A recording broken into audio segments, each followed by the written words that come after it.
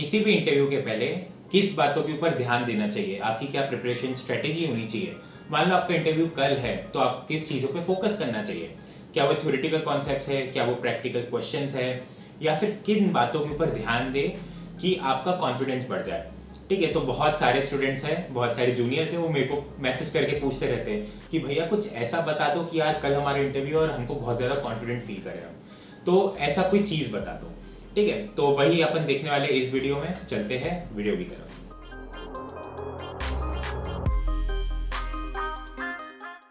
तो देखो, एक चीज़ मैं आपको पहले से क्लियर करना चाहता हूँ, वो ये है कि एक दिन के अंदर आप कुछ ऐसा नहीं कर सकते कि एक्सेप्शनल चीज़ हो जाएगी या फिर आप बहुत ज़्यादा इंप्रूव नहीं कर सकते। तो आखिरी में जाके मैटर वही करेगा कि यार अगर आपने कंसिस्टेंटली मेहनत करी है, किसी बंदे ने अगर कंसिस्टेंटली मेहनत करी है, लगातार क्वेश्चंस करे हैं, लगातार अपने आप को अपस्किल किया है, तो उसके चांसेस ज़्यादा है, ठीक है, इंटरव्यू में सिलेक्ट होने के। बट आखिरी दिन है ना, एक दिन पहले अपन कुछ ऐसा कर सकते हैं कि यार आप उधर इंटरव्यू में जाके ज़्यादा कॉन्फिडेंट फील करो। ठीक है, क्योंकि टेक्निकल चीज़ें एक अलग अलग बात है, ठीक है, आंसर करना एक अलग बात है, बट आपका इंटरव्यू बहुत हद तक मैटर करता है कि आप कैसा फील कर रहे हो उस दिन। ठीक है, अगर आप अच्छा फील कर रहे हो, आप कॉन्फिडेंट फील कर रहे हो, तो आप वो रिफ्लेक्ट हो जाएगा आपके इंटरव्यू में। और मैं एज्यूम कर रहा हूँ कि हमारे पास एक दिन का समय है, तो इवन एक दिन नहीं, आप ऐसा समझ लो कि 6 घंटे काफ़ी है। 6-7 घंटे से ज़्यादा अपन पढ़ते भी नहीं है, तो 6 घंटे में आपको ऐसा क्या करना चाहिए कि आप कॉन्फिडेंट फील करो। तो देखो, पहली चीज़ तो है कि आपको सबसे पहले 2 घंटे का टाइम स्लॉट बना लो, निकाल लो, और आपको उसमें वो चीज़ें करना है, वो क्वेश्चंस करने हैं जो आपने पहले सॉल्व करी थी। अब आपने देखो बहुत सारे क्वेश्चन सॉल्व किए होंगे आज तक, ठीक है, 200-300 जितने भी है, तो आप सारे तो रिवाइज नहीं कर सकते। तो आपको स्पेसिफिक क्वेश्चंस रिवाइज करने हैं जो आपने कभी बुक मार्क किए थे, या फिर जो आपको लगते थे कि इंपॉर्टेंट है, जिनके चांसेस बहुत ज़्यादा है इंटरव्यू में पूछने के। ठीक है, एंड आपको सेगमेंट वाइज चलना है, ठीक है, कि आपको हर टॉपिक में से कुछ कुछ क्वेश्चंस उठाने हैं। अब ये देखो, इसका फायदा क्या होगा, जब आप पूरा कंप्लीट कर लोगे 2 घंटे के बाद आपको ऐसा फील होगा, आप इतना ज़्यादा कॉन्फिडेंट फील करोगे कि यार ठीक है, मैंने हर सेगमेंट में से इंपॉर्टेंट क्वेश्चंस कर लिए हैं, तो पहली बात तो मेरा हर सेगमेंट रिवाइज हो गया है, जो भी टॉपिक्स है मैंने थोड़ा थोड़ा तो कर ही लिया है, सब कुछ रिवाइज तो हो ही गया है। एंड उसके बाद आपने जो क्वेश्चंस किए हैं, अगर उनके जैसा ही कोई क्वेश्चन आपको इंटरव्यू में मिल जाता है तो आप आराम से उसको आंसर भी कर पाओगे। तो that is why doing quality questions is very important. अब मैं ये नहीं कह रहा कि आप पूरे क्वेश्चंस वापस दोबारा सॉल्व करो, ठीक है, उतना टाइम नहीं है अपने पास। अपन को क्या करना है, हर एक क्वेश्चन ओपन करना है। मान लो आपने 20-30 क्वेश्चंस की लिस्ट बनाई हुई है कि ये क्वेश्चंस तो मेरे को देख के ही जाना है इंटरव्यू के पहले, तो इनको ओपन करो, क्वेश्चन पढ़ो, अपनी सॉल्यूशन अप्रोच जो अभी आपको याद आ रही है, जो भी आप समझ पा रहे हो वो देखो, फिर ये इससे कंपेयर करो कि आपने जो पुराना सॉल्यूशन लिखा था उससे क्या डिफरेंट है, या फिर एक्यूरेट सॉल्यूशन क्या होगा, या फिर बेटर सॉल्यूशन क्या होगा। तो जो आप कंपेयर करोगे ना, तो सही अप्रोच आपके दिमाग में बैठ जाएगी, और इसके जैसा अगर कोई क्वेश्चन आ गया तो आपको पता रहेगा कि यार ठीक है, मैंने ऐसा सॉल्यूशन निकाला था, बट इसका ये सॉल्यूशन भी पॉसिबल है जो ज़्यादा बेटर है। तो ये चीज़ आपको इंटरव्यू में बहुत ज़्यादा मदद करेगी, ठीक है, और एक कॉन्फिडेंस भी देती है ना। दूसरा पॉइंट वो ये है कि कई लोग मेरे साथ डिसएग्री कर सकते हैं, ठीक है, बट ये ट्रिक मैंने खुद ने ट्राई करी है, मेरे बहुत सारे फ्रेंड्स ने ट्राई करी है, बहुत सारे जूनियर्स जब भी मेरे से पूछते हैं कि भैया कॉन्फिडेंस कैसे बढ़ा इंस्टेंटली, है ना, एक दिन के अंदर, तो मैं उनको यही चीज़ बताता हूँ और उनके लिए भी काम करी है। तो आप भी ज़रूर ट्राई करना, ये आपके लिए भी काम करेगी। और वो ये है कि आपको वो चीज़ें करना है जिसमें आप थोड़ा सा वीक हो, ठीक है। अब हर एक कई लोग बोलते रहते हैं कि नहीं, तुम्हें तो एक दिन पहले आखिरी मोमेंट पे सिर्फ वही पढ़ाई करना चाहिए जो तुम्हें आता है, या फिर जो तुमने पहले किया है, रिवीजन करो, ये करो। बट व्हाट आई से कि अगर आपको एकदम से कॉन्फिडेंस बढ़ाना है ना, तो आप वो चीज़ें करो जिसमें आप वीक हो, ठीक है। अब आप बोलोगे कि यार भैया मैं तो बहुत सारी चीज़ों में वीक हूँ, मुझे बहुत सारी चीज़ें नहीं आती, ठीक है, तो मैं कह रहा हूँ उसमें सेगमेंट बना लो, ठीक है, थोड़ा डिवीजन कर लो। अब उसमें आप ऐसे डिवीजन करो कि एक तो डिफिकल्ट हो गया, डिफिकल्ट टॉपिक्स हो गए, एक ईजी टॉपिक्स हो गए।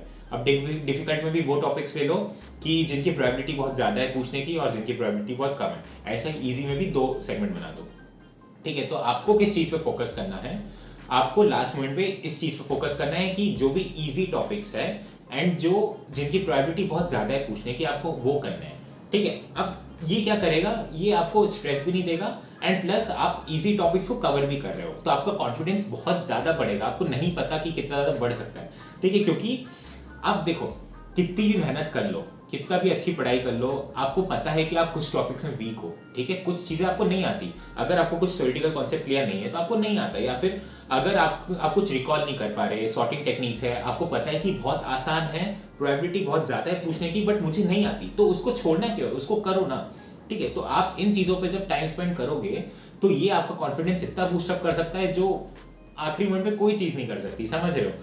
तो इसको ज़रूर ट्राई आउट करो, क्योंकि देखो मान लो आपने बहुत सारी पढ़ाई कर भी ली और जब आप इंटरव्यू में जाओगे ना, अगर आपने अपने थोड़े वीक पॉइंट्स के ऊपर काम नहीं किया हुआ है ना, तो आपको हमेशा एक थोड़ा नर्वसनेस, थोड़ा डर रहता है कि यार अगर इसने इस चीज़ से क्वेश्चन पूछ लिया और मैं आंसर नहीं कर पाऊंगा तो क्या होगा, मेरा परफॉर्मेंस बिगड़ जाएगा।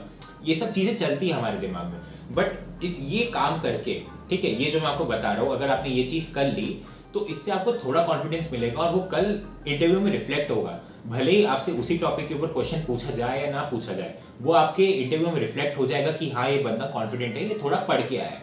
ठीक है, तो आपको क्या फोकस करना है, इजी टॉपिक्स जो आपको नहीं आते एंड जिनकी प्रोबेबिलिटी बहुत ज़्यादा है पूछने की, देन अगेन थोड़ी प्रोबेबिलिटी कम है तो वो भी कर लो। एंड डिफिकल्ट टॉपिक्स में इट्स अप टू यू, ठीक है, कि अगर बहुत ज़्यादा डिफिकल्ट है तो कोई मतलब नहीं है, दिमाग में जाएगा नहीं, तो डिफिकल्ट में कुछ थोड़े मॉडरेटली डिफिकल्ट टॉपिक्स जो प्रोबेबिलिटी बहुत ज़्यादा है पूछने की तो उनको भी कर लो। ठीक है, ज़्यादा टाइम स्पेंड नहीं करना है, 2 घंटा स्पीड में करते रहो, जल्दी जल्दी दिमाग में डालते रहो, ताकि अगर कल कोई क्वेश्चन आ गया तो आप थोड़ा तो आंसर कर ही पाओगे।